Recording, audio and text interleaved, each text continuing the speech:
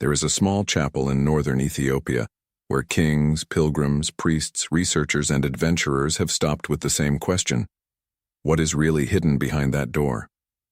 The building doesn't seem big enough to hold one of history's greatest mysteries. There is not a crowd of archaeologists working around him. There are no cameras transmitting what happens inside. There is also no glass-protected showcase where visitors can observe the relic. There is only silence, vigilance, and a tradition repeated for centuries. Inside that chapel would be the true Ark of the Covenant, the sacred object built in the days of Moses, taken before the people of Israel in the desert and placed in the heart of Solomon's temple. But there is a detail that makes this story even more intriguing. Only a guardian can enter the place where the Ark is supposed to be. He is chosen to remain there throughout his life, dedicated to prayer, vigilance, and the care of the relic. No archaeologists have been given permission to carry out a full investigation. No laboratory has officially analyzed the wood, gold, or boards that could be inside. No independent team has presented the world with definitive proof. And yet, for millions of Ethiopian Christians, the issue is already resolved. The Ark did not disappear. It was not destroyed by the Babylonians, and it does not remain hidden beneath the ruins of Jerusalem. She is in Axum. So what are we to make of this statement? Are we facing one of the greatest biblical discoveries kept secret, faced with a religious tradition that has strengthened over the centuries, or faced with a much more complex story in which faith, identity, power, memory, and mystery intermingle in a way that is almost impossible to separate? Before answering, we need to go back to the beginning, because the Ark of the Covenant wasn't just an ancient chest covered in gold. To understand why its possible presence in Ethiopia arouses so much emotion, we need to understand what it represented for Israel. We need to follow her footsteps from Mount Sinai, cross the desert, enter the Promised Land, observe her arrival in Jerusalem, and finally, face the moment when she simply disappears from the pages of history. And pay close attention, because the real mystery doesn't start in Ethiopia. It begins in the Bible when Israel's most sacred object stops being mentioned exactly at the time when Jerusalem would face its greatest destruction. If you like to investigate biblical mysteries in depth, without accepting superficial answers, subscribe to the channel now and activate the notification bell. Here, every detail matters, because sometimes a little forgotten information can completely change the way we understand a story known for thousands of years. The Ark narrative begins after the Israelites left Egypt. The people had crossed the sea, walked through the desert, and arrived at Mount Sinai. There, according to the biblical account, God established a covenant with Israel. Moses received commandments, guidelines, and instructions for building a mobile sanctuary. The center of this sanctuary would be occupied by an object unlike any other. The Ark was to be made of acacia wood, overlaid with gold inside and out. It would have rings and sticks to be transported without human hands directly touching it. On the lid, there would be 2 cherubs, facing each other, with their wings outstretched. The region between these figures was presented as the symbolic place for the manifestation of the divine presence. In other words, the Ark was not worshipped as if it were God. She was the visible sign of an invisible covenant. It represented the presence, holiness, authority, and word of God among the people. Inside it were placed the tablets of the covenant. Other biblical texts also associate the vessel with manna and Aaron's rod with the sanctuary, although in Solomon's time the Book of Kings states that only the tablets were inside the Ark. This detail is important because it shows that the Ark was also a kind of witness. The tablets reminded the people that God's presence could not be separated from His word. Glory did not exist without responsibility. The alliance not only meant protection but also commitment. Israel could not carry the Ark before them and live as if they had not received any commandment. During the walk through the desert, the Ark followed with the people. When she left, Moses spoke words asking God to arise and scatter the enemies. When she rested, he asked for the divine presence to return to the multitudes of Israel. The image is powerful. People did not advance just by following maps or observing the horizon. He advanced following a sign that God was walking with him. When the Israelites reached the Jordan River, the Ark returned to occupy the center of the narrative. The priests carrying it entered the water, and the river opened passage for the people. Later, before Jericho, The ark was carried around the city during the days before the walls fell. These stories turned the ark into a symbol of victory, but the Bible itself soon shows the danger of confusing the symbol of divine presence with a magical object. Many years later, during a war against the Philistines, the Israelites were defeated. Instead of examining their own spiritual condition, they had an idea. They would take the ark to the battlefield.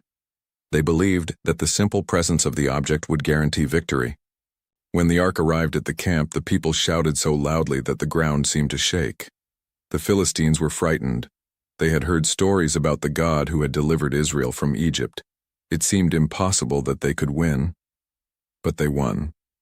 Israel suffered a terrible defeat, and the ark was captured. That moment conveyed a message that should never be forgotten. God could not be controlled. The ark was not an amulet. The people could not live in disobedience, carry a sacred object to war, and demand that heaven confirm their choices. The Philistines took the ark to the temple of Dagon. The next morning they found the image of their deity lying before her. They put the statue back on its feet, but the next day, Dagon was fallen once again, now damaged. After this, calamity struck the cities where the ark was taken. Terrified, the Philistines decided to return it. The ark returned to Israelite territory, but not everyone understood how to approach it. Some men looked inward improperly and were judged. Later, during the transport to Jerusalem, Uzzah reached out to steady her when the oxen stumbled. He died when he touched her. This episode may seem difficult, but there is one detail that is often overlooked. The instructions given from the beginning determined that the ark was transported by the Levites with the poles placed in the rings. At that moment, however, she was being taken away in a car. The problem wasn't just Uzzah's hand. Before that touch, there was a sequence of decisions in which the sacred was being treated according to human convenience. David was deeply shaken. For some time, the ark remained in Obed-Edom's house. Afterwards, she was taken to Jerusalem with reverence, sacrifices, and celebration. David danced before it, and the city received the object that symbolized the presence of the God of Israel. Later, Solomon built the temple. The ark was placed in the Holy of Holies, the most reserved space in the entire building. When the priests left, a cloud filled the temple. The report states that they were unable to continue the service because of the glory that had taken over that place. Imagine the importance of that moment. After centuries of being transported across deserts, battlefields, and cities, the ark finally rested within a permanent building. Jerusalem became the religious center of the kingdom. The temple represented stability. David's dynasty seemed established. The covenant, the city, the king, and the sanctuary were united. Perhaps no one on that day imagined that, a few centuries later, foreign armies would surround Jerusalem, burn the temple, and take its treasures. Perhaps no one imagined that the ark would disappear without leaving a clear explanation. After Solomon's reign, the kingdom was divided. The north came to be known as Israel, while the south continued to be called Judah. Kings rose, prophets denounced injustices, and idolatrous practices spread. The temple itself went through periods of abandonment, desecration, and restoration. At one point, King Josiah promoted a major religious reform. During his rule, the book of the law was found in the temple. Josiah ordered the cleansing of the sanctuary and the restoration of worship. In one of the last clear biblical references to the ark before the exile, he told the Levites to place the holy ark in the house built by Solomon. This sentence raises a question. Why did Josiah need to order the ark to be placed in the temple? Had she been removed from there? Was it hidden during previous reigns? Had it been moved to protect it from idolatry or invaders? The text does not explain. Shortly thereafter, Judah's situation became desperate. Babylon grew as a power. Jerusalem was attacked more than once. Objects from the temple were taken. Kings were deposed. Finally, in approximately 586 BC, Nebuchadnezzar's forces destroyed the city and burned the temple. The Bible describes pillars, utensils, containers, and treasures being taken away. Talk about bronze, gold, and silver. It mentions priests, soldiers, authorities, and prisoners. Bad-S does not report that the ark was taken to Babylon. This silence is the heart of the mystery. If the Babylonians had found such an important object, Wouldn't it be natural for it to appear among the treasures they conquered? Would it not be displayed as proof that the empire had defeated Jerusalem? Wouldn't it be included in some inventory? Perhaps it was destroyed and its gold reused. Perhaps those responsible for the registry simply did not consider it necessary to mention it. Perhaps the ark was no longer in the temple when the invaders arrived. It is in this empty space that theories emerge. One of them states that priests would have hidden the ark in some underground chamber before the invasion. Jerusalem has tunnels, cisterns, and ancient structures, and the idea of a relic hidden beneath the city fuels searches and speculation to this day. Another tradition, preserved in an ancient book associated with the Maccabean period, states that the prophet Jeremiah took the ark to a cave and sealed the entrance. According to this narrative, she would remain hidden until the time determined by God. The problem is that this account does not appear in books accepted in the same form by all Christian traditions, and no verifiable location is provided. There are also those who believe that the ark was destroyed. For this interpretation, the disappearance does not require a secret operation. Jerusalem was sacked, burned, and razed. Wooden objects coated in gold would be natural targets for soldiers interested in the metal. The absence of a specific reference would not prove that the ark survived. Others argue that she could have been taken to Egypt. Jewish communities lived in that territory, and ancient documents reveal that there was a Jewish temple on the island of Elephantine, in the Nile River. Some modern authors have imagined that the ark might have passed through this place before heading south. However, the existence of the Elephantine temple does not demonstrate that the ark was there. There is no direct evidence, biblical or archaeological, that confirms this passage. And then we come to the most fascinating theory of all. The ark would have left Jerusalem long before the Babylonian invasion and traveled to Ethiopia. The origin of this tradition is linked to one of the most mysterious characters in the Bible, the Queen of Sheba. The first book of Kings tells that a queen heard of Solomon's wisdom and traveled to Jerusalem to test him with difficult questions. She arrived accompanied by a large entourage, bringing gold, precious stones, and spices. Solomon answered the questions. The queen observed his wisdom, the palace, the servants, the meals, the officials, and the sacrifices. The text says she was impressed. Before leaving, the two exchanged gifts, and Solomon granted her everything she desired. After this, the biblical narrative simply states that she returned to her homeland. The Bible does not say that Solomon and the queen had a son. It does not mention a prince named Menelik. It does not state that the ark was taken to Africa, nor does it directly identify the Queen of Sheba as the Queen of Ethiopia in modern terms. However, centuries of Ethiopian tradition have amplified this story. In Kebra Nagast, an expression that can be translated as glory of kings, the queen is named Makeda. She travels to find Solomon, returns to her homeland, and gives birth to a son. This son is called Menelik. When he grows up, Menelik travels to Jerusalem to meet his father. Solomon receives him with honor and wants him to remain there. Menelik, however, decides to return to his mother's land. Young Israelites, sons of nobles and officials, are sent with him. It is at this point that the narrative takes on its most surprising form. According to tradition, one of Menelik's companions removed the ark from the temple and placed a replacement in its place. In some interpretations of the story, Menelik was initially unaware of the plan. In others, the transfer happens because the divine will had decided that the glory would leave Jerusalem and go to a new land. When Solomon discovers what happened, he tries to chase the group, but it would be too late. The ark advanced southwards, accompanying Menelik to Ethiopia. This narrative became fundamental to the ancient Ethiopian monarchy. The rulers of the so-called Solomonic dynasty claimed descent from Solomon and Queen Makeda through Menelik. The story of the ark, therefore, was not just religious. It also helped explain the sacred origin of the kingdom and the legitimacy of its sovereigns. The Kebra Nagast, in its preserved form and gaze, is generally dated to the Middle Ages, many centuries after Solomon's time. Researchers often relate its composition and organization to the legitimization of the Solomonic dynasty that came to power in Ethiopia in the 13th century. This does not mean that all the traditions contained in it arose at that exact moment, but it means that the book cannot be treated as a contemporary account of the events it describes. Here we need to avoid two mistakes. The first would be to say, the story is in an old book, so it happened exactly like this. A religious text, written centuries after the events, needs to be examined carefully. It is necessary to ask when it was organized, what sources it used, what interest existed in its context, and whether other independent records confirm its claims.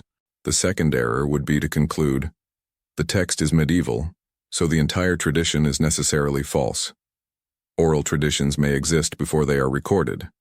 Memories can cross generations. Old stories can be preserved, transformed, or combined with later elements. The problem is that without prior documents or verifiable material evidence, we cannot know with certainty how much of the narrative preserves a historical memory and how much was designed to convey a religious and political message. You may be wondering, if the Ark was taken in Solomon's time, how could it continue to appear in later biblical narratives? This is one of the main difficulties of the Ethiopian tradition. After the visit of the Queen of Sheba, the Bible still contains references to the Ark in Jerusalem. During the reign of Josiah, long after Solomon, the Levites are ordered to place it again in the temple. If this was the real Ark, then it could not have been definitively taken by Menelik centuries before. Defenders of tradition can respond in different ways. Some suggest that the object left in Jerusalem was a replica. Others interpret that traditional chronology need not exactly match modern historical reconstruction. There are still those who believe that different objects called arks have been confused over time. But these answers create new questions. If a replica remained in Jerusalem, when did the replacement occur? Why didn't any priest notice? How did the rituals continue? Why didn't the biblical texts record the loss of the temple's most sacred object? And why would Solomon, even realizing the disappearance according to tradition, have allowed the secret to remain hidden? This is precisely where the investigation becomes so engaging.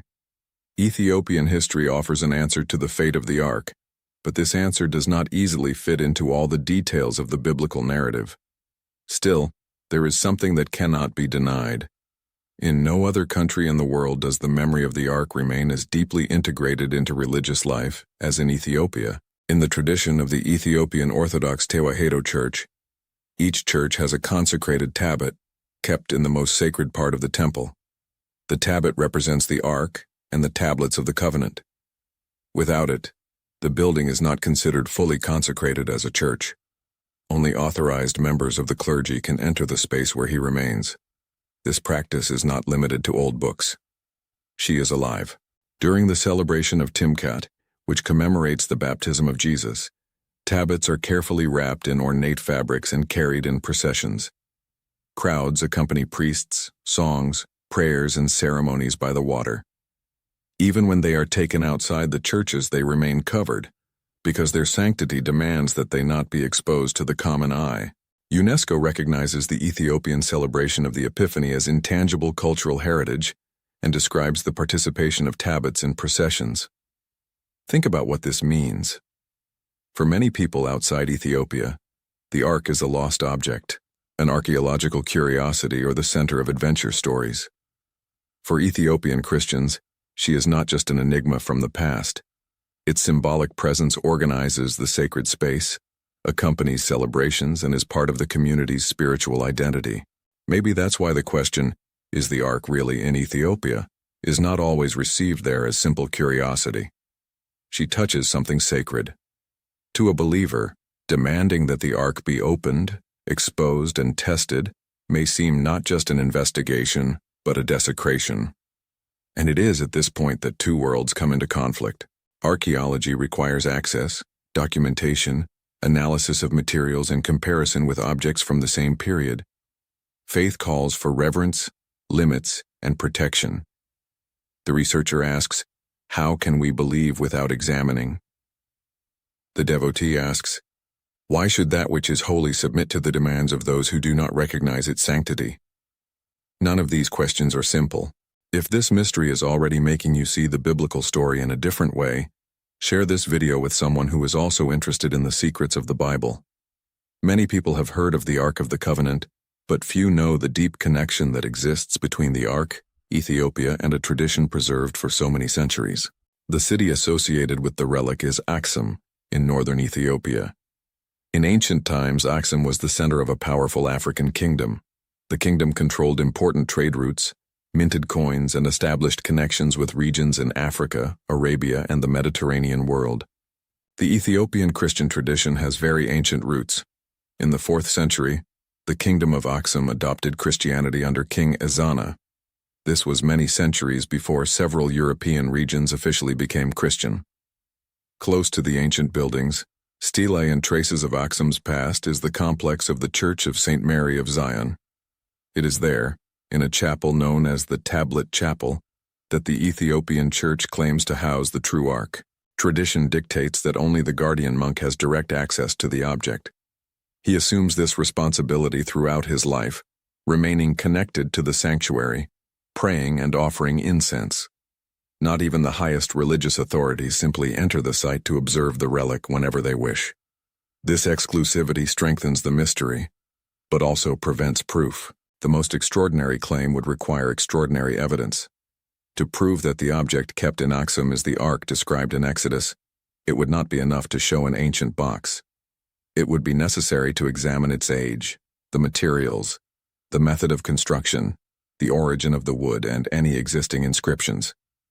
Even so, it would be difficult to prove that that specific object was built on Moses's orders. A dating compatible with the Iron Age would not automatically confirm the Ark's identity. A Near Eastern origin would not be enough either. It would be necessary to establish a historical link between the object, ancient Israel, the temple in Jerusalem, and its arrival in Ethiopia. To date, this chain of evidence has not been presented independently and conclusively. Does this mean the Ark isn't there? Not necessarily. It just means that the statement remains in the field of religious tradition, not archaeological proof. The problem is that secrecy can protect both an authentic relic and a replica. As long as no one can examine the object, both possibilities remain open. In 1992, the statement by scholar Edward Ullendorf, a specialist in Ethiopian studies, became known, according to which he had seen the object kept in Axum during the British presence in the region in 1941. He stated that what he observed looked like a medieval construction and not the Ark from the time of Moses. But even this account does not end the matter. First, because there is no complete scientific documentation of the supposed exam. Secondly, because it is not possible to establish with absolute certainty whether the object observed was what the guardians considered the true Ark. Third, because a tradition so surrounded by restrictions could involve more than one container, covering, or symbolic object. For skeptics, Ullendorf's testimony reinforces the idea that there is only one medieval replica.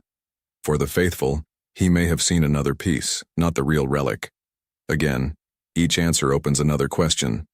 There are also reports of keepers developing health problems, especially in their eyes. This has led some authors to create sensational theories about radiation, unknown energy, or the Ark's physical powers. But we need to be responsible. There is no reliable evidence that the Ark is radioactive or produces any mysterious energy. A guardian's health can be affected by age, environmental conditions, isolation, constant incense smoke, or any number of common causes. Turning incomplete reports into proof of supernatural technology does not help the investigation. It just replaces the true mystery with speculation. The Bible presents the Ark as a holy object, not as a machine built with secret knowledge. The judgments associated with it are part of a theological narrative about holiness, obedience, and limits. Trying to reduce everything to electricity, radiation, or some modern technological device may seem like a clever explanation, but it often ignores the message that the text itself is intended to convey. The most important question is not whether the Ark emitted a force that could be measured by modern instruments. The question is, why Israel received such strict orders on how to approach it. Holiness sets limits. In the modern world, we want to open everything, photograph everything, analyze everything, and transform everything into available information. But the Ark belongs to a worldview in which not everything could be touched, seen, or treated as a common object. Perhaps this is exactly why the Ethiopian tradition seems so ancient. The guardian, the restricted space, the covered object, and the reverence Recall the structure of the Holy of Holies. There is an outdoor environment, a reserved area to the clergy, and a center that remains inaccessible to the majority. Does this prove direct continuity with Solomon's temple? No, but it demonstrates that the spirituality of the Ark was preserved in an extraordinary way.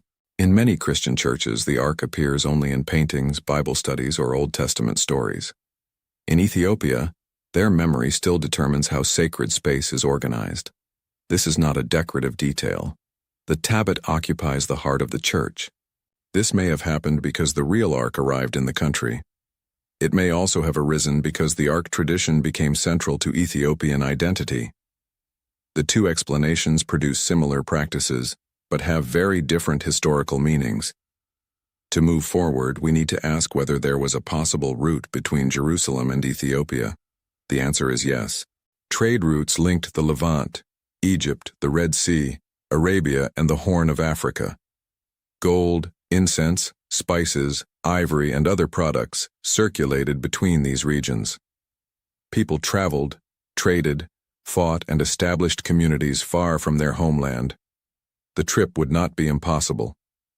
The Bible shows contacts between Solomon and regions associated with southern trade, ships left on expeditions. The Queen of Sheba arrived in Jerusalem with a large entourage. Therefore, no one can reject the tradition just by saying that Israel and Ethiopia were isolated from each other.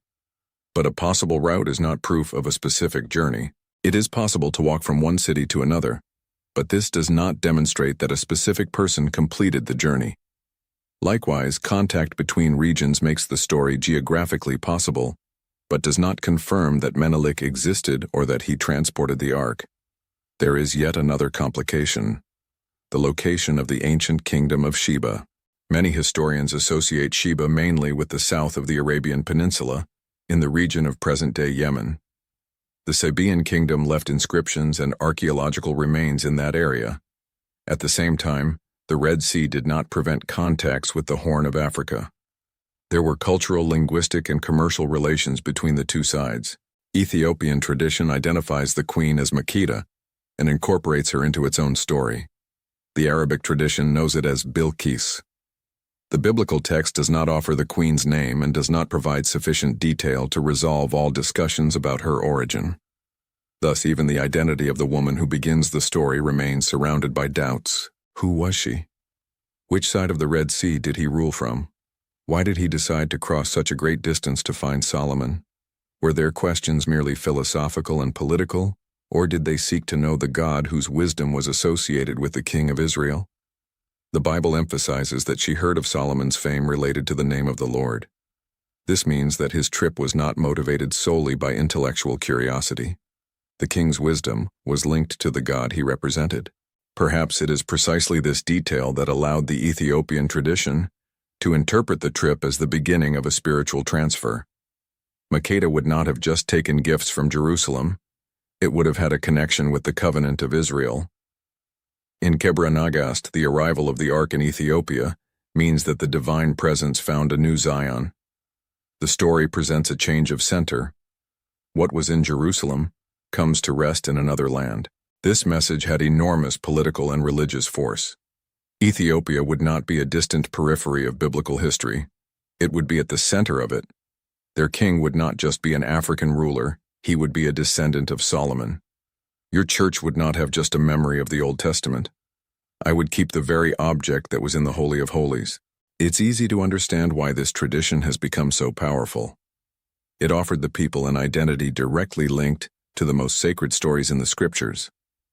But precisely because it is so useful in legitimizing a dynasty, historians need to examine it with caution. A narrative that strengthens a family's right to rule may preserve ancient memories, but it may also have been organized to meet the needs of the present. This happens in many cultures. Kings claim descent from heroes, saints, or gods. Empires built sacred genealogies. Cities claim to have relics capable of demonstrating their spiritual importance. The existence of a political interest does not prove that a story is false, however. It prevents it from being accepted without investigation. We also need to recognize that the story of the Ark may have taken on different versions over time. Perhaps a sacred object traveled from Israel to Africa, But it was not the original ark. Perhaps groups linked to the Israelite tradition took with them a replica, a tablet, a portable altar, or another symbol of the covenant. Over the centuries, this object could have been identified with the ark itself. This hypothesis would explain a few things. It would explain why Ethiopian culture developed such an intense devotion to Tabat. It would explain the presence of elements linked to the Old Testament. And it would explain why there is no documentary line capable of taking the relic directly to Solomon's temple. But it remains just a hypothesis. Another frequently mentioned route passes through Egypt. In the 5th century BC, a Jewish community lived on Elephantine, an island in the Nile. This community had its own temple. Documents found in the region demonstrate its existence and reveal aspects of its religious life. Modern authors have imagined that priests removed the ark from Jerusalem during the reign of Manasseh, when idolatrous practices were introduced into the temple. They would then have traveled to Egypt and taken the relic to Elephantine. After the destruction of that temple, the ark would have gone to the Lake Tana region in Ethiopia and finally arrived in Axum. It's an engaging story. It creates a route, fills gaps, and connects real locations. But the main link remains missing. No document from Elephantine mentions the presence of the Ark of the Covenant. When a theory depends on several possible but unproven events, it may seem convincing because it offers a complete narrative. However, each stage needs its own evidence. The existence of a Jewish temple in Elephantine does not prove that the Ark was there.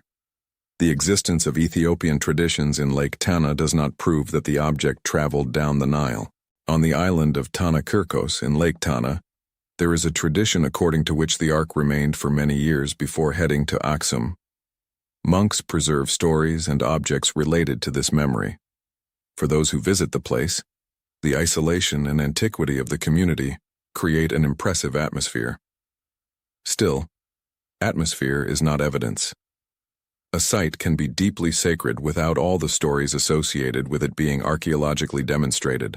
Perhaps this is one of the most difficult lessons for those who investigate religious topics. Respecting a tradition does not require us to immediately transform it into proven fact, and questioning its historicity does not require us to ridicule the faith of those who preserve it. We can say, this story is central to millions of people, has enormous spiritual and cultural value, but has not yet been confirmed by independent evidence. This sentence may not satisfy those who want a definitive answer, but it's the most honest answer available. The ark may be in Axum. The ark may have been destroyed in antiquity. It could be hidden in some unknown place. It may have been taken out of Jerusalem and lost along the way. It may have been dismantled, looted, or forgotten.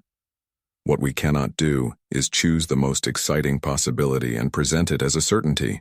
However, there is an even more uncomfortable question. Why have no modern efforts managed to solve the mystery? In many cases, religious relics were examined, photographed, and dated. Why didn't this happen with Axum's object? The most immediate answer is simple. The Church does not authorize it. But why not allow it? To the outside observer, the refusal may appear suspicious. If the ark is true, an investigation could confirm the greatest archaeological discovery in biblical history. Ethiopia would become the center of the world's attention. Millions of visitors would want to see the site. Books would need to be rewritten. However, this expectation reveals a very modern mindset. She assumes that the ark's main function would be to convince skeptics, attract tourists, or provide scientific data. For Ethiopian tradition, the ark does not exist to be displayed. The Holy of Holies in Jerusalem was also not open to the public. The high priest entered it only on specific occasions and under strict rules. Ordinary Israelites could not approach the ark to satisfy their curiosity. Thus, hiding the object is not, within this religious vision, strange behavior. It is exactly the expected behavior when faced with something considered holy. The paradox is striking. The same restriction that makes tradition consistent with biblical reverence also prevents it from being proven. If they open the chapel and allow a full investigation, they could violate what they swore to protect. If they keep the secret, the world will continue to doubt. Perhaps there is no solution capable of satisfying both sides. Even if the object was shown, new discussions would begin. Who would guarantee that there wasn't an exchange? Who would choose the experts?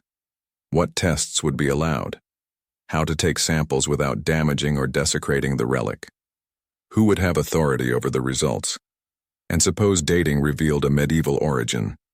This destroys what about faith related to Tabut? Maybe not. The material object could be a replacement for an older relic. The original ark could have been lost while the tradition continued. For many believers, the spiritual meaning would not just depend on the age of the wood. Now imagine the opposite. Suppose the tests revealed a box built with techniques and materials compatible with antiquity, with a connection to the Near East. Would this prove it was Moses' ark? Not yet. It could be an ancient ritual object, an ark produced by another community, or a piece transported centuries later. Science could narrow down the possibilities, but it might never be able to write in the report, "This is the object built at Sinai." The mystery of the ark is not just due to lack of access. It exists because the identity of a relic does not depend solely on its matter. It depends on your story. A crown is recognized because there is a chain of records, images, testimonies, and transfers. Without this continuity, we just have an ancient object that may or may not be what it is said to be. In the case of the Ethiopian ark, there is a lack of continuous and verifiable documentation between Solomon's time and much later records. This interval spans more than 1,000 years. That's enough time for kingdoms to rise and fall, languages to change, wars to destroy archives, and traditions to take on new forms. On the other hand, the survival of Christian Ethiopia itself is extraordinary. Surrounded by political and religious transformations, it preserved texts, customs, songs, and practices that many Christians in other regions are unaware of. The Ethiopian Bible, the Ge'ez liturgical language, the rock-hewn churches, and the centrality of the Tabor reveal a tradition that followed its own historical path. Therefore, some researchers consider Ethiopia an indispensable place to understand the diversity of ancient and medieval Christianity. For a long time, biblical stories were studied almost exclusively from European or Mediterranean perspectives. Ethiopia reminded the world that the Christian faith also had an ancient, complex, and independent African history. The account in the book of Acts already mentions an Ethiopian official who read the prophet Isaiah and was baptized by Philip. The text does not describe the conversion of an entire kingdom at that time, but it demonstrates that Ethiopia occupied a place in the imagination of the first Christians. There is also a passage in the Psalms that speaks of Ethiopia stretching out its hands to God. Over the centuries, Ethiopian Christians have interpreted these words as signs of a special calling. It is in this environment that the story of the ark acquires a strength that goes beyond archaeology. She declares, "God has not forgotten Africa." The alliance does not only belong to empires that have dominated historical records. The divine presence can be guarded in a land that many centers of power have considered distant. Perhaps this message explains why the tradition has survived with such intensity. Even if one day archaeology concluded that the Axum object is not the original ark, history would still reveal something profound about how a people understood their relationship with God. But we cannot end the investigation with symbolic value alone. The question remains, is there any biblical evidence that the ark should disappear? The prophet Jeremiah presents a surprising passage. He speaks of a future time when people would no longer say, "Ark of the covenant of the Lord." It would not be remembered, it would not be missed, and another would not be built. This text may indicate that, already in Jeremiah's time, the ark had disappeared or was about to lose its central role. Why would the prophet say that no one would miss her? Because the divine presence would not be eternally limited to one object. The alliance would undergo a transformation. Jeremiah also announces a new covenant in which the law would not just be on stone tablets, but written in people's hearts. This change is fundamental to Christian understanding. The ancient ark held the tablets. The new covenant would place the word within the human being. The ancient ark remained in the Holy of Holies. In the new covenant, the divine presence would inhabit his people. Does this mean that the physical ark has lost all importance? Historically, no. Finding it would remain an extraordinary discovery. Spiritually, however, his absence can carry a message. The object disappears, but the alliance does not end. The temple is destroyed, but God does not stop acting. The people go into exile, but the word lives on. For Christians, Jesus assumes images associated with the temple: presence, sacrifice, and covenant.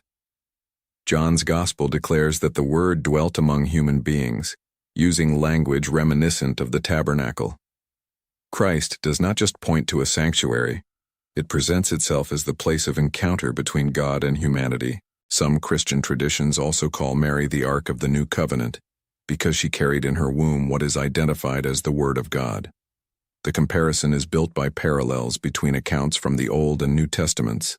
The ancient Ark carried the tablets of the Word. Mary carried the incarnate Word.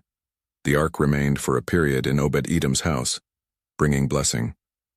Mary remained at Elizabeth's house, where her arrival was received with joy. David asked how the Ark of the Lord could reach him. Isabel asked how her Lord's mother came to her. Even those who do not accept all the conclusions of this interpretation can see how the symbol of the Ark continued to be developed in Christianity. The book of Revelation presents another intriguing image. The heavenly sanctuary is opened, and the Ark of the Covenant appears in the sky. This view has led some readers to conclude that the true Ark is in heaven, not on earth. Others understand that it is a symbolic image, indicating that God's covenant remains and will be fully revealed. The text does not resolve the historical destiny of the object built in the time of Moses. But shift your gaze. The Ark stops being just a lost relic and starts to represent divine fidelity that was not destroyed by empires. Maybe that's why the search for the Ark awakens something so deep inside people. We're not just looking for wood and gold. We are looking for proof that the sacred touched history. We want to find an object that Moses could have seen, that priests would have carried, before which kings would have bowed, and around which entire generations have organized their faith. But this desire can also deceive us. The more we want something to be true, the more easily we turn evidence into evidence. A history preserved for centuries becomes, in our imagination, continuous documentation. A closed chapel automatically becomes a safe that hides the truth. A silent guardian becomes interpreted as someone who knows secrets capable of shaking the world. We need to resist this impulse. Silence can hide an extraordinary truth, but it can also protect a belief that would not withstand investigation. We don't know which of the two possibilities applies to Axum, and this uncertainty is perhaps the most honest element of the entire story. Now think about the guardian. He lives in front of an object that almost no one can see. People from different places speculate about what is there. Some believe he protects the true Ark. Others say it keeps a replica. Others treat it as part of a religious performance. But for him, this is probably not an abstract discussion. Your entire life is organized around that presence. Day after day he prays, offers incense, and remains near the chapel. He doesn't travel the world to defend his story on television programs. He does not open the sanctuary to respond to critics. Your job is not to prove. Its function is to guard. There is something profoundly strange for our time in this choice. We live in a world that rewards exposure. People record meals, trips, homes, thoughts, and intimate moments. The value seems to depend on the ability to be seen. The Ark of Axum, true or not, represents the opposite. The more sacred it is considered, the less it can be exposed. The more important it is, the fewer people allowed to approach it. The more desired by the world, the more it remains hidden. Maybe that's why the mystery remains so powerful. A photograph would contain part of the imagination. A live broadcast would transform the sanctuary into a spectacle. The secret preserves the aura surrounding the object. But there is also a risk. When no one can verify a claim, religious or political leaders can use mystery without accountability. Reverence should not serve as an excuse for manipulation. Sincere faith deserves protection, but it also deserves truth. Will it be possible to find a path of respect and investigation? Perhaps a team made up of representatives of the Ethiopian Church and experts chosen by it could carry out non-invasive tests. Modern technologies can examine objects without taking large samples. Internal images, surface analysis, and comparative studies could provide information without necessarily desecrating the relic. However, even this proposal depends on the authorization of those who consider access prohibited. It is not up to the world to take the object by force. History is full of powers that removed sacred artifacts from African peoples, citing scientific or cultural interest. Many of these objects ended up in foreign museums. The history of tabots itself demonstrates this wound. Ethiopian tabots were taken by British forces in the 19th century. Some have remained in British institutions, stored without public display because of their sacred nature, while Ethiopian authorities and clergy call for their return. This helps to understand why external demands for access may be met with suspicion. Whoever promises to only study today may become the one who takes away tomorrow. For Ethiopians, protecting the Ark may also mean protecting their heritage against centuries of appropriation. Therefore, the discussion is not just about faith versus science. It involves colonial memory, cultural authority, and the right of a community to decide how its sacred objects should be treated. This dimension rarely appears in sensationalized stories about the Ark. It's much easier to present a mysterious monk preventing brave explorers from revealing the truth. But perhaps the reality is different. An ancient community protecting what it considers its most sacred asset from a world that often did not respect its limits. This does not prove the authenticity of the object, but it changes the way we interpret the secret. Lack of access may be motivated by genuine devotion, not fraud. At the same time, genuine devotion does not automatically transform a tradition into historical fact. Both statements can be true at the same time. Perhaps the Church sincerely believes that it possesses the Ark, even though the object is of later origin. Perhaps the guardians have protected for centuries a relic whose true history has been lost. Perhaps an ancient Ark reached Ethiopia, but its connection with Moses was built later. Or perhaps, against all odds, the real Ark survived and remains behind that door. If you've made it this far, write in the comments which possibility seems most convincing to you. Was the Ark taken to Ethiopia? Was it hidden in Jerusalem? Was it destroyed? Or does it still remain somewhere that no one has discovered? And take the opportunity to subscribe to the channel and turn on notifications, because we still need to examine the detail that could be the biggest obstacle for the Ethiopian theory. This obstacle is in the chronology. The visit of the Queen of Sheba to Solomon would have taken place, according to traditional chronology, in the 10th century BC. The destruction of Jerusalem occurred at the beginning of the 6th century BC. Between the two events, there are approximately 4 centuries. If Menelik carried the Ark in Solomon's time, then the object remained absent from Jerusalem for hundreds of years before the Babylonian destruction. But later biblical texts continue to talk about it. In the reign of Josiah, as we have seen, the Levites are ordered to place the Ark in the temple. Josiah ruled centuries after Solomon. Some might say that this verse is a later insertion, or that it refers to another object. However, there is no consensus that allows simply removing the problem passage. Furthermore, temple rituals continued. The Holy of Holies maintained its importance. Prophets denounced the desecration of the sanctuary. At no point does the biblical text record a crisis caused by the discovery that the original Ark had been replaced. How would a secret of this size be kept? Think about the number of priests involved over the generations. Even if only the high priest entered the Holy of Holies on a given occasion, the absence or replacement of the Ark would probably have produced some record, tradition, or conflict. On the other hand, the biblical texts do not describe every detail of the life of the temple. There are long periods about which we know very little. Religious reforms demonstrate that objects were moved, abandoned, and recovered. Still, the chronology remains difficult. An alternative would be to place the transfer of the Ark to Ethiopia in a later period, perhaps during the rule of Manasseh, when the temple was desecrated, perhaps just before the Babylonian attacks. This hypothesis would better fit the final disappearance. But then Menelik and the Queen of Sheba would no longer be responsible. It would be necessary to imagine another group, another trip, and another story. Some modern theories do just that. They maintain Ethiopia as their destination, but abandon the traditional narrative of Solomon's time. Priests would have taken the Ark to Egypt and then to East Africa. The problem is that this reconstruction does not have documents that confirm the route. It can resolve a chronological contradiction, but it creates a path supported by conjecture. It's like trying to complete a map with almost all the roads missing. We can draw a possible route, but we don't know if anyone has actually walked it. There is also a material issue.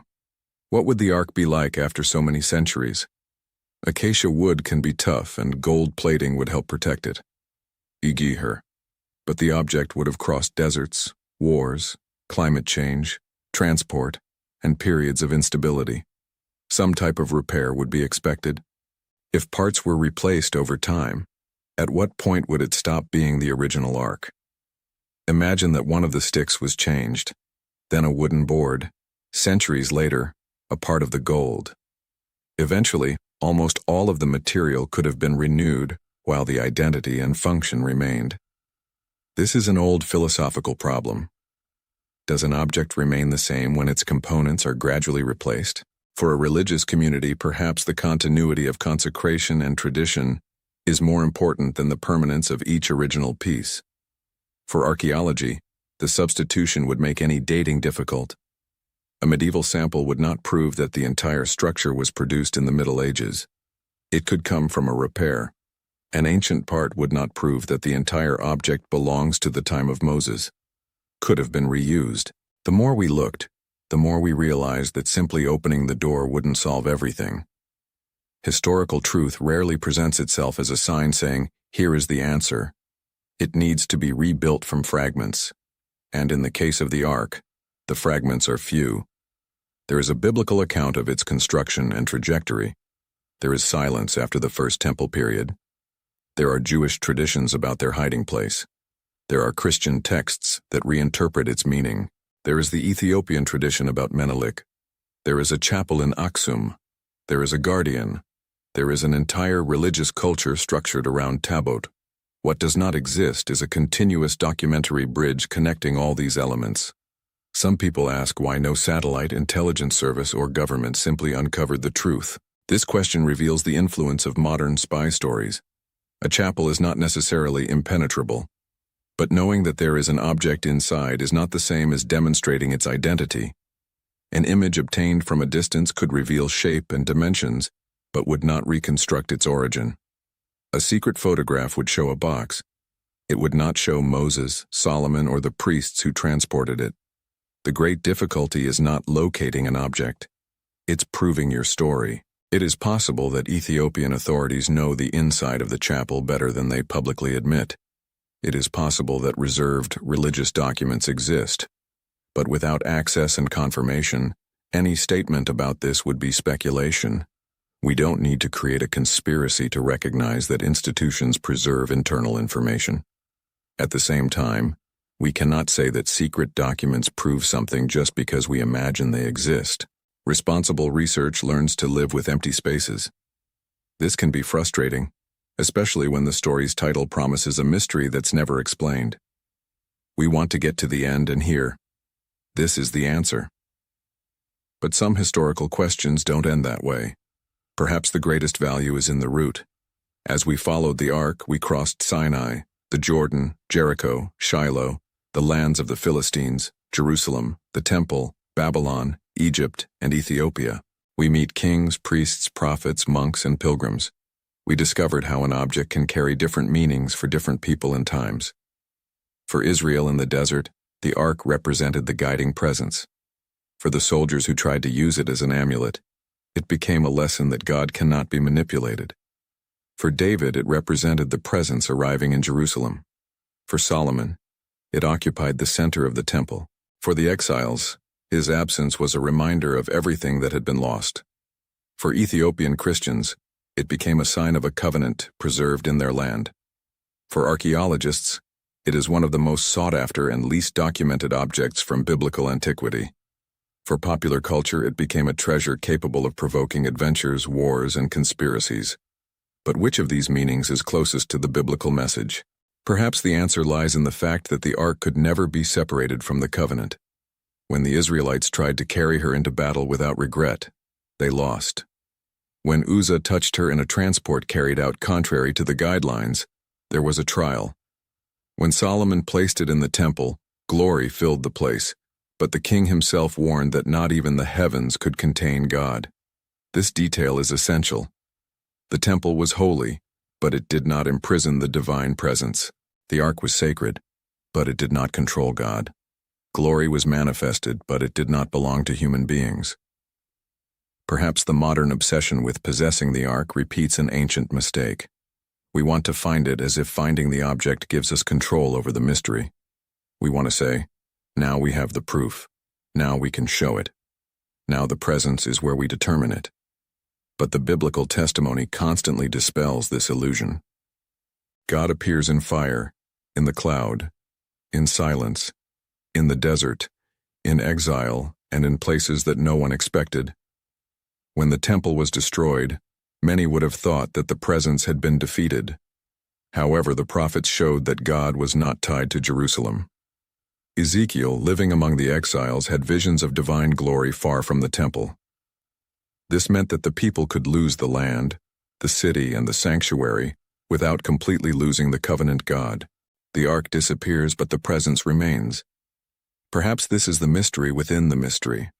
For centuries, people searched for the box while the biblical narrative itself led attention to something bigger. The ark was a sign. The sign pointed to a reality. When the signal disappeared, the question became, did reality disappear too? The prophet's answer was no. The alliance could be renewed. The heart could become the place of the word. The presence could accompany the people even in exile. For the Christian faith, this promise reaches its central point in Jesus. He does not teach that his followers should search for the lost ark to find God. He talks about worship in spirit and truth. It declares that the kingdom has come near. It promises presence where people gather in your name. Later, Christ's followers are described as the temple of the Spirit. Notice the transformation. In the desert, the presence was associated with the tent and the ark. In Jerusalem, to the temple and the Holy of Holies. In the New Covenant, human beings are called to become dwelling places. This does not diminish the historical value of the ark, but it prevents the search for a relic from replacing inner transformation. Someone could travel to Axum, stand in front of the chapel, and remain distant from what the ark represented. I could study each measurement of the object and ignore the wedding ring. I could find ancient gold and lose the word that should be written on my heart. The question, where is the ark? It's fascinating. But there is another, even more personal question. Where is the alliance within us? The tablets were kept in a holy place. And the word we know, where is it kept? Only in closed books? In repeated sentences? In videos watched and soon forgotten? Or has it begun to transform our choices, our way of treating people, our relationship with the truth, and our search for God? The ark was not holy because of the price of gold. She was holy because of what she represented. If we removed the ring, a valuable box would remain. If we remove the truth from religion, there may also be only appearances left. Impressive temples, sacred clothing, ancient ceremonies, and moving speeches are no substitute for a committed heart. This was the mistake of the men who took the ark into battle. They had the symbol, but they had moved away from the meaning. Perhaps it is possible to make the same mistake today. We can defend relics, traditions, and interpretations while ignoring justice, mercy, and humility. We can discuss where God dwells and close our hearts to his presence. We may look for hidden signs in Ethiopia and not realize what needs to be restored within us. This does not mean that historical investigation is useless. On the contrary, knowing history can deepen faith and protect us from deception. But knowledge needs to take us beyond curiosity. The ark confronts us with holiness. It asks us whether we treat God as reality or as an instrument. She reminds us that presence does not mean permission to act in any way. She shows that sacred objects do not compensate for an empty life. Maybe that's why his disappearance is so disturbing.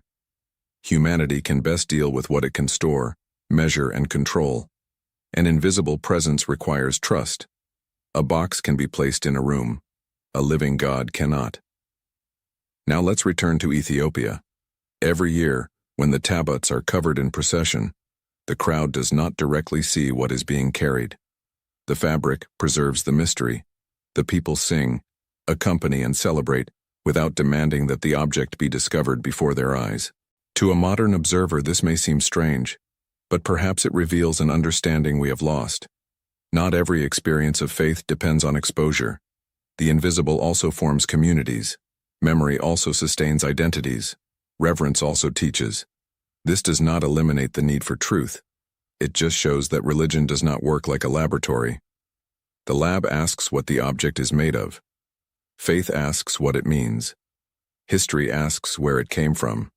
The community asks how to treat him. Politics asks who has authority over him.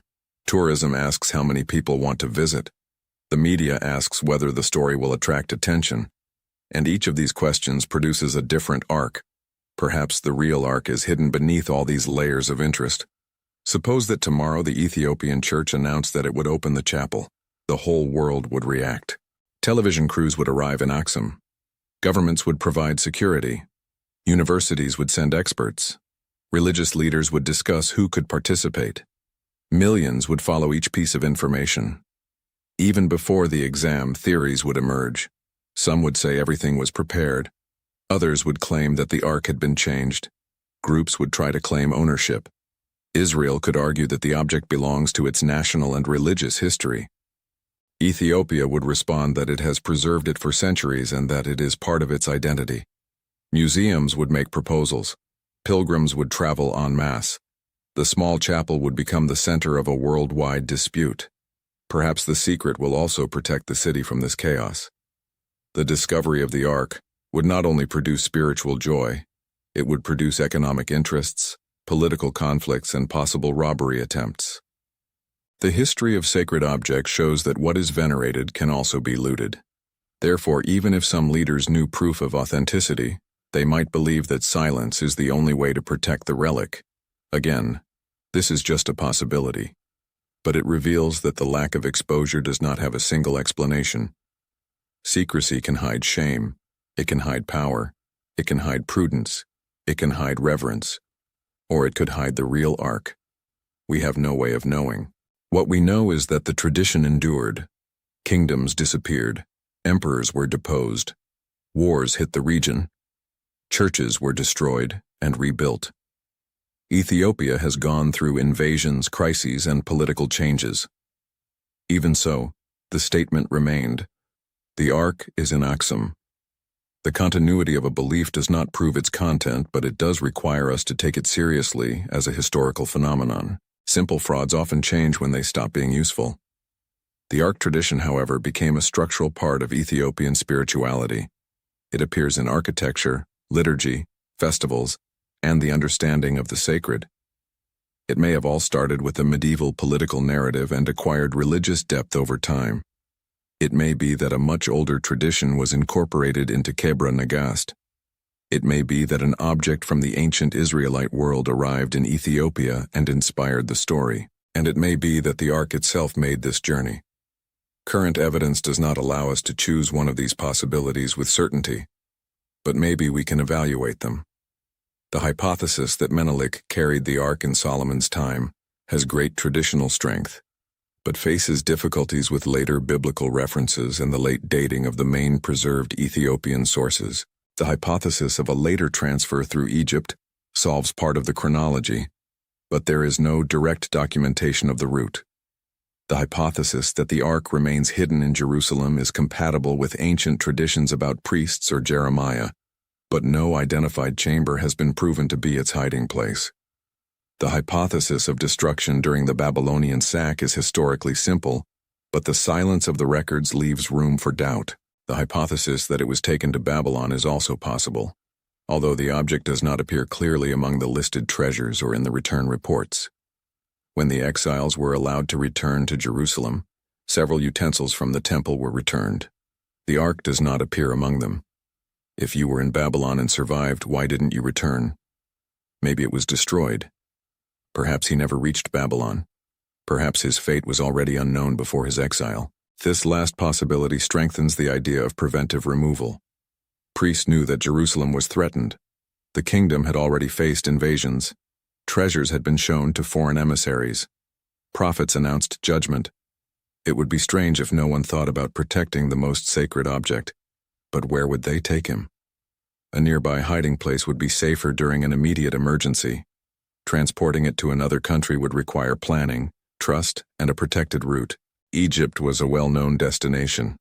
Groups of Jews fled there after the fall of Jerusalem. But taking the ark through unstable territory would be risky. Perhaps the object was hidden and those responsible died without revealing the location.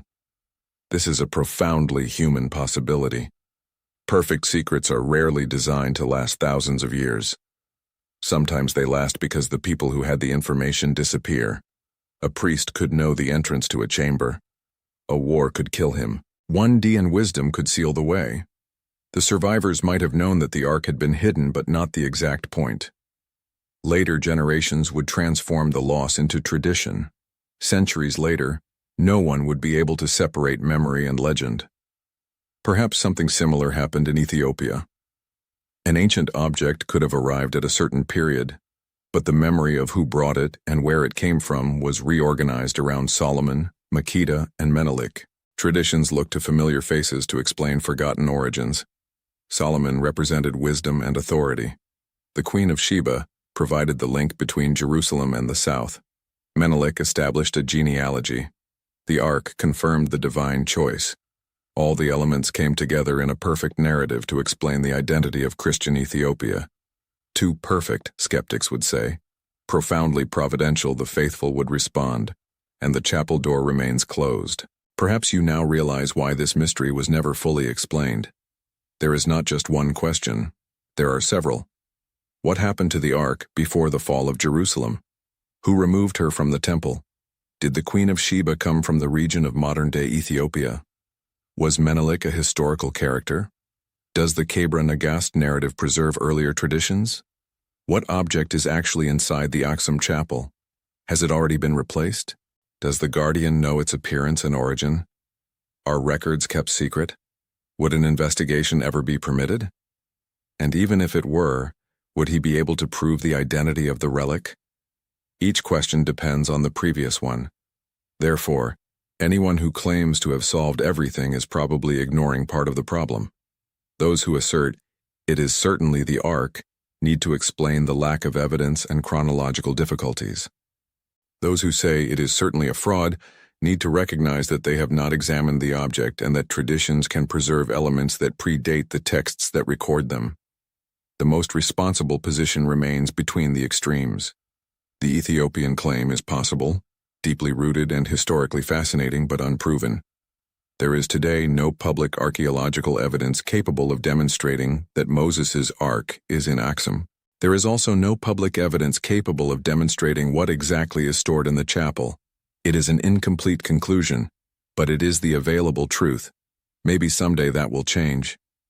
A new manuscript can be found. An inscription can clarify the root of a sacred object. The church may authorize some type of study. Non-invasive technologies can offer information without violating religious rules, or the chapel may remain closed for many generations. Meanwhile, the mystery will continue to attract people. Some will travel driven by faith, others out of curiosity, others because of the desire to prove that the Bible is correct, others to demonstrate that religious traditions can be explained historically. But perhaps they all find the same door and the same silence.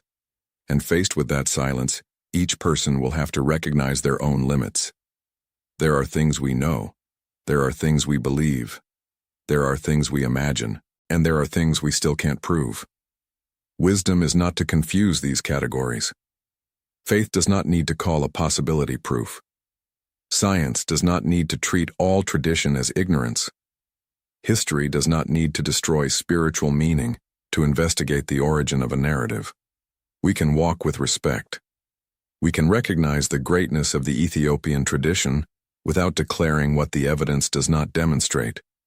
We can admit the strength of doubt without ridiculing millions of believers.